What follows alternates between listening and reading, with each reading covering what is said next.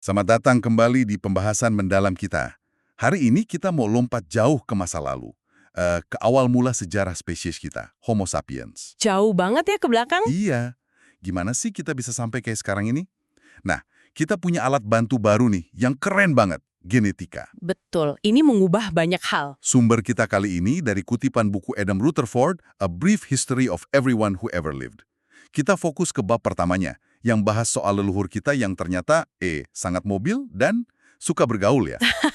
Bisa dibilang gitu, mobilitas dan interaksi antar kelompok itu kunci. Oke, jadi misi kita sekarang, kita mau bongkar nih gimana DNA di dalam sel Anda semua itu sebenarnya kayak arsip hidup. Arsip yang sangat detail. Isinya rekaman perjalanan epik spesies kita. Ada migrasi, adaptasi, terus pertemuan-pertemuan, bahkan percampurannya dengan kerabat manusia purba lain. Nah itu dia bagian serunya, campuran itu. Siap-siap aja. Mungkin ada beberapa fakta yang bikin kaget soal betapa terhubungnya kita semua. Dan dia, itu tadi, nenek moyang kita itu nggak cuma pindah-pindah tempat, tapi juga... Aktif berinteraksi. Pernah nggak sih Anda bayangin, siapa gitu leluhur Anda ribuan puluhan ribu tahun lalu? Susah ya dibayangin tanpa data. Nah, genetika modern ini kasih cara baru buat ngintip masa lalu itu. Dan jawabannya, wah ternyata lebih ruwet, lebih kusut, tapi juga Lebih menarik dari dugaan kita. jauh lebih menarik. DNA nunjukin kita semua ini bagian dari satu pohon keluarga raksasa. Tapi cabangnya itu saling melilit. Bukti nyata mobilitas tinggi dan, ya itu tadi, sifat ramahnya leluhur kita. Oke deh, kita mulai bedah yuk. Mari. Jadi gagasan utamanya, DNA kita ini ibarat buku sejarah super tua gitu ya. Iya, buku yang tebal banget. Yang baru sekarang-sekarang ini kita mulai bisa baca isinya. Betul. Bukan lagi cuma soal gali tulang atau artefak aja. Kita punya sumber sejarah baru di dalam diri kita. Menarik. Itu poin yang penting banget. Genomika, studi tentang keseluruhan DNA kita atau genom, itu benar-benar melengkapi bidang lain, kayak arkeologi dan paleoantropologi. Melengkapi ya, bukan menggantikan. Cepat, penting nih ditekankan. Bukan menggantikan penemuan fosil atau artefak, tapi dia nambah lapisan detail yang sebelumnya nggak kebayang. Detail seperti apa misalnya? Seringkali data genetik ini malah nantang narasi lama yang udah kita anggap benar. Bahkan bisa bongkar mitos soal asal-usul kita. Oh ya, contohnya? Yang paling seru itu, gimana data genetik bisa kasih jawaban lebih pasti soal kapan dan gimana manusia pindah tempat. Atau ketemu siapa aja mereka di jalan.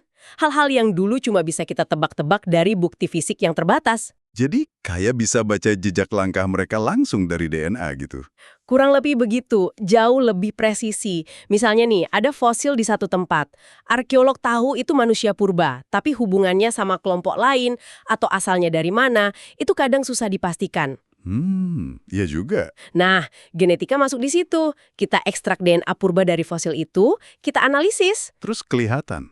Kelihatan garis keturunannya, kapan kira-kira kelompok itu misah dari populasi lain, bahkan jejak kalau mereka pernah kawin silang sama kelompok beda.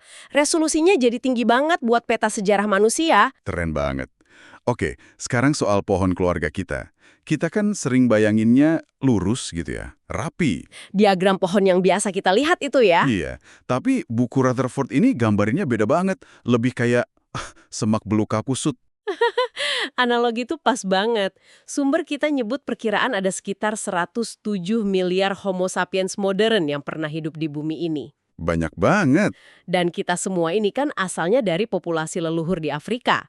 Tapi penting nih, bukan dari satu pasang Adam dan Hawa kayak di mitos. Oh, jadi bukan dari dua orang aja? Bukan. Asal-usul kita lebih menyebar, lebih kompleks. Dan faktanya, semua manusia yang hidup sekarang ini secara genetik itu deket banget hubungannya. Tunggu, gimana bisa kita dekat hubungannya kalau jumlahnya sebanyak itu? Dan menyebar gitu asalnya? Nah, ini kuncinya di cara pewarifan genetik. Kita memang punya penanda garis keturunan spesifik kayak kromosom Y. Itu dari ayah ke anak laki ya? Betul, buat melacak garis ayah. Sama DNA mitokondria atau mtDNA. Ini dari ibu ke semua anaknya buat melacak garis ibu. Oke. Tapi dua jenis DNA ini cuma sebagian kecil banget dari genom kita. Mayoritas DNA kita itu DNA autosom. Autosom. Itu yang mana? Itu DNA di 22 pasang kromosom non-seks kita. Nah, DNA autosom ini adalah hasil acakan unik dari DNA kedua orang tua kita di setiap generasi. Prosesnya namanya rekombinasi genetik. Rekombinasi. Bisa dijelasin dikit nggak? Bisa. Rekombinasi itu kayak proses tukar-menukar materi genetik antara kromosom dari ayah dan kromosom dari ibu waktu sel sperma dan sel telur dibentuk. Kayak ngocok kartu gitu. Persis.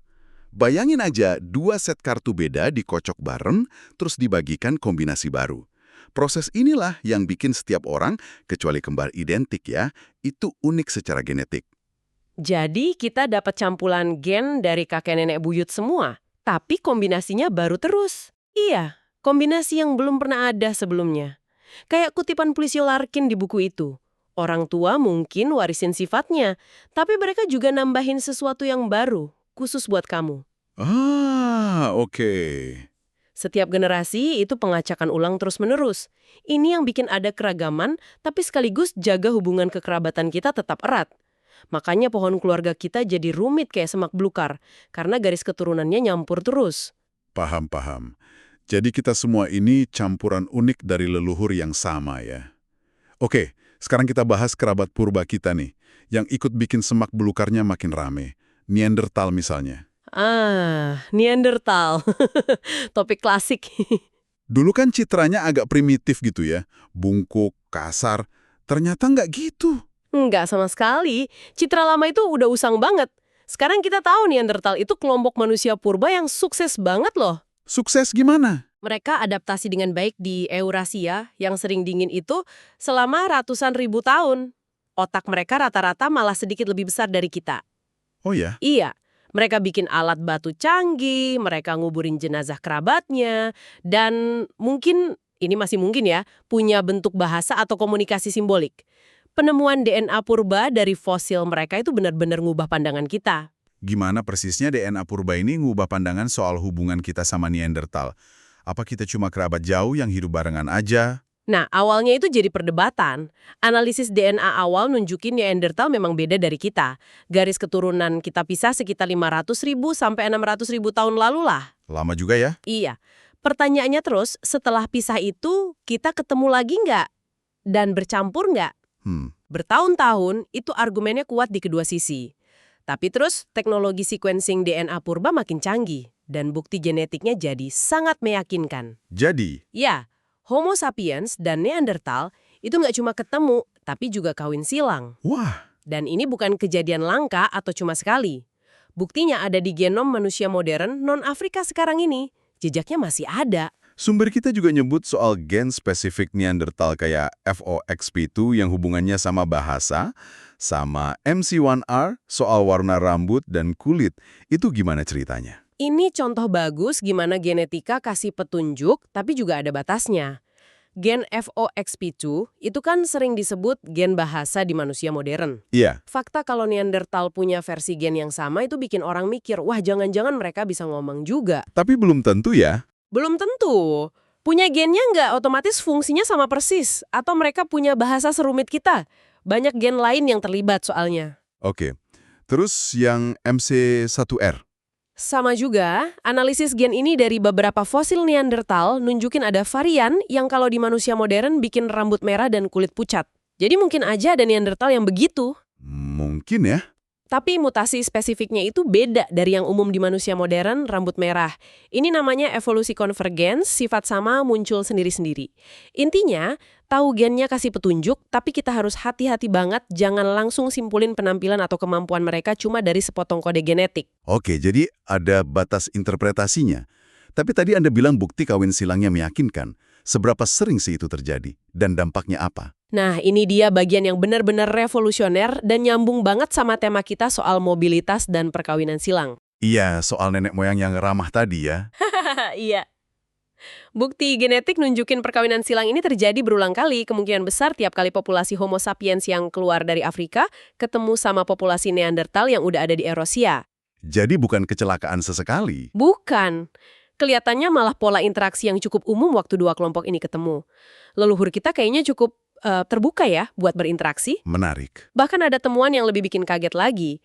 DNA dari fosil Neanderthal di Siberia, umurnya sekitar 50.000 tahun, ternyata ada jejak DNA Homo sapiens di dalamnya. DNA sapiens di dalam Neanderthal? Iya, Dan penanggalannya nunjukin percampuran yang ninggalin jejak DNA sapiens itu terjadi jauh lebih awal lagi, mungkin sekitar 100.000 tahun yang lalu. 100.000 tahun lalu? Bukannya itu jauh sebelum gelombang besar migrasi kita keluar Afrika yang katanya sekitar 60-70 ribu tahun lalu? Tepat, ini yang bikin geger. Penemuan ini mundurin jauh tanggal perkiraan migrasi awal Homo sapiens keluar Afrika. Setidaknya dalam skala kecil atau gelombang awal yang mungkin nggak permanen, tapi cukup buat ketemu dan campur sama Neandertal. Wow, terus implikasinya apa nih? Kalau kita sambungin ke gambaran besarnya, ini berarti Neandertal itu nggak benar-benar punah dalam arti lenyap gitu aja.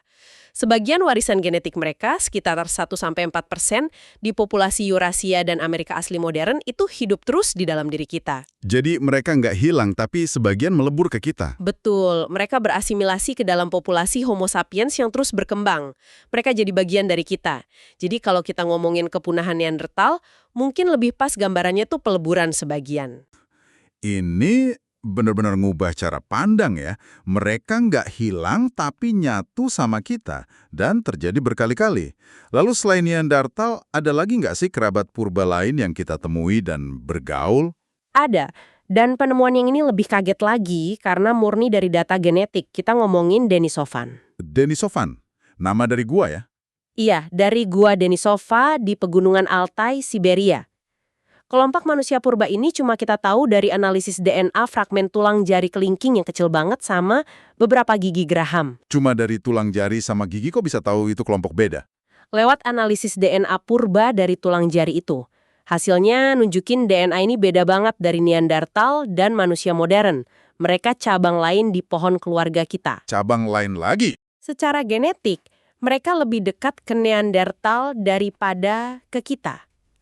Artinya, garis Neandertal dan Denisovan misah setelah garis kita misah dari keduanya. Dan polanya sama lagi, bukti kawin silang. Ada juga. Ada. DNA Denisovan ditemuin di populasi manusia modern, terutama di wilayah Melanesia. Melanesia, Papua Nugini gitu. Iya, penduduk asli Papua Nugini, Australia, Fiji, mereka bisa warisi sampai 5-6% DNA Denisovan. Ini bukti kuat lagi soal mobilitas tinggi dan percampuran antar kelompok manusia purba di masa lalu. Nenek moyang kita benar-benar penjelajah dan, yaitu tadi, suka berinteraksi. Tunggu deh, DNA Denisovan di Melanesia. Fosilnya kan di Siberia. Jauh banget itu. Artinya apa? Ini nunjukin kalau Denisovan, atau paling nggak populasi yang bawa DNA Denisovan, itu dulu tersebar luas banget di Asia. Wow. Sama kelompok Denisovan ini di suatu tempat di Asia Tenggara atau Wallacea, sebelum mereka sampai Melanesia. Ini buka jendela baru soal betapa dinamisnya pergerakan populasi purba di Asia. Jadi jejaknya ada di Siberia dan di gen orang Melanesia. Luar biasa. Oh iya, ngomong-ngomong soal penanda genetik unik, ada satu lagi yang menarik. Fusi kromosom 2. Fusi kromosom 2. Manusia modern kan punya 23 pasang kromosom. Kera besar lain kayak simpanse, gorila, orangutan punya 24 pasang. Iya, beda satu ya. Nah, itu karena 2 kromosom leluhur kera nyatu jadi 1 kromosom besar, kromosom 2 di garis keturunan manusia. Analisis genom Neandertal dan Denisovan nunjukin mereka juga punya fusi ini. Artinya peristiwa fusi ini terjadi di leluhur kita bersama setelah kita pisah dari simpanse, tapi sebelum garis sapiens, Neandertal, dan Denisovan mencabang. Ini salah satu ciri khas genomik yang nyatuin kita bertiga. Oke. Selain Neandertal dan Denisovan, ada lagi pemain lain di panggung manusia purba ini. Buku Rutherford nyebut beberapa lagi kayaknya. Benar, jangan lupa Homo floresiensis, si hobbit dari Flores, Indonesia. Oh iya, yang kecil itu ya. Iya, tingginya cuma sekitar 1 meter, mereka hidup sampai sekitar 50.000 tahun lalu. Artinya, mereka hidup barengan sama Homo sapiens awal di wilayah itu, juga sama Neandertal dan Denisovan di tempat lain. Tapi DNA-nya susah ya katanya. Betul, kondisi tropis di Flores bikin DNA purba susah banget diekstrak. Jadi hubungan genetik pastinya masih misteri. Terus ada juga temuan lain kayak manusia gua rusa merah di Tiongkok. Itu apa lagi? Mereka hidupnya relatif baru, sekitar 14.500 sampai 11.500 tahun lalu. Fosilnya nunjukin campuran ciri purba dan modern. Ada dugaan mereka mungkin hibrida, Denisovan dan sapiens, atau populasi sapiens awal yang unik. Jadi, gambaran yang muncul itu, bumi ini dulu isinya macam-macam jenis manusia ya, barengan gitu. Tepat sekali. Puluhan ribu tahun lalu, dunia ini jauh lebih kosmopolitan soal jenis manusianya daripada yang kita kira. Berbagai kelompok homo hidup barengan, pindah-pindah, dan seperti data genetik tunjukin terus, mereka ketemu dan campur. Mobilitas dan interaksi lagi ya kuncinya. Iya, ini balik lagi ke pertanyaan soal konsep punah versus melebur atau asimilasi. Banyak kelompok purba ini mungkin nggak hilang gitu aja, sebagian warisan genetik mereka mungkin keserap ke populasi Homo sapiens yang terus berkembang dan akhirnya dominan. DNA mereka jadi bagian dari mosaik genetik kita. Dunia waktu itu benar-benar panggung evolusi yang dinamis. Oke. Setelah kita jalan-jalan jauh ke masa lalu yang rumit ini, pohon keluarga kusut, ketemu Neanderthal, Denisovan, dan lainnya. Artinya apa sih ini semua buat kita sekarang? Buat Anda yang denger ini. Artinya warisan dari sejarah yang kaya banget, kompleks, dan kadang nggak terduga ini, itu ada di dalam diri Anda, di tiap sel tubuh Anda. Jadi kita bawa sejarah itu ya? Hasil dari migrasi besar-besaran, adaptasi ke lingkungan beda-beda, dan yaitu tadi, percampuran berulang kali antara kelompok-kelompok manusia yang beda, termasuk sama kerabat purba kita yang mungkin kelihatannya beda banget fisiknya. Kita semua ini bukti hidup dari leluhur yang super mobile dan gak ragu buat interaksi, buat bergaul. Jadi konsep soal ras murni atau evolusi yang lurus-lurus aja itu beneran nggak berlaku ya kalau lihat bukti genetik ini? Runtuh total. Konsep ras yang sering dipahami secara sosial itu nggak punya dasar biologis kuat dalam genetika manusia. Kita semua ini mosaik genetik. Mosaik ya? Variasi genetik manusia itu sifatnya gradien, nyambung gitu. Bukan kelompok-kelompok kepisah yang jelas. Dan sejarah percampuran ini nunjukin garis batas antar kelompok itu selalu cair. Selalu ditembus. Jadi kita semua lebih terhubung dari yang kita kira.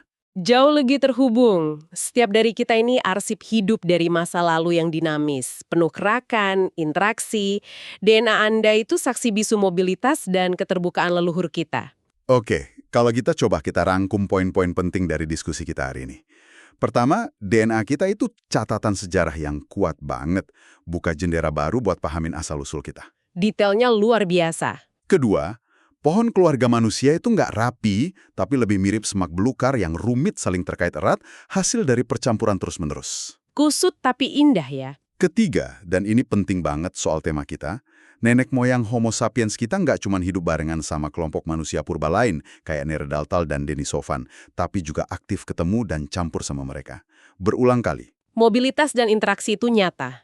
Bumi pernah jadi rumah buat macam-macam jenis manusia secara bersamaan. Dunia yang jauh lebih beragam dari sekarang. Betul. Nah, sebagai penutup, mungkin ada satu hal buat direnungkan sama pendengar. Apa tuh? Gini, kalau sejarah genetik kita menunjukin garis batas antara kelompok manusia purba yang mungkin fisiknya kelihatan beda banget, ternyata cair banget dan sering ditembus lewat percampuran, seberapa kuat atau berarti sih sebenarnya batas-batas yang sering kita, manusia modern, bikin antar kelompok kita sendiri sekarang? Pertanyaan bagus. Apa yang bisa kita pelajari dari fluiditas, mobilitas, dan keterbukaan bergaul nenek moyang kita di masa lalu itu tentang diri kita sekarang? Dan mungkin tentang masa depan kita sebagai satu spesies manusia di planet ini. Coba deh direnungkan.